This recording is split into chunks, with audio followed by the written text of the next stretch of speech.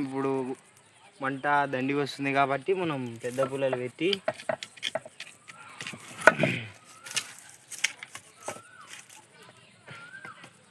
అవి ఉల్లిగడ్డలు వచ్చింది లేట్ అవుతుంది. ప్రస్తుతానికి మనం ఏం చెప్తామంటే నీళ్ళు కాబెట్టుకునేకి డేసాన్ని ఇప్పుడు పొయ్యి మీద పెట్టి ఇంకా కొన్ని కట్టెల కోసం వెళ్ళాలి. కట్టెలు అది అక్కడ ఉంటాయి. ఆ కట్టెలు తీసుకుని ఇప్పుడు ఆడ పెట్టి బోండాలకు పోవాలి. కట్టెలకు వస్తే ఎంత కష్టం ఉంటుందో చూడండి బ్రోస్. ఇటు పక్క మాడి తోట ఉంది. మధ్యాహ్నం లేపేసాం మాడిగాయలు, 5-6 లేపేసాము. 10 దాకా ఇప్పుడు మా ఇంట్లో తెచ్చి కట్టెల పొయ్యిలో పెట్టినాము. చూడండి ఫ్రెండ్స్, నేను పైన మూత పెట్టకుంటే వేడి తగ్గుతుంది. అగ్గి పెట్టాను. మై ఫోన్ తీసుకొని ఇంకా వెళ్ళి దోశల పిండి కలపాలి. దోశల పిండి కాదు, బోండాలు.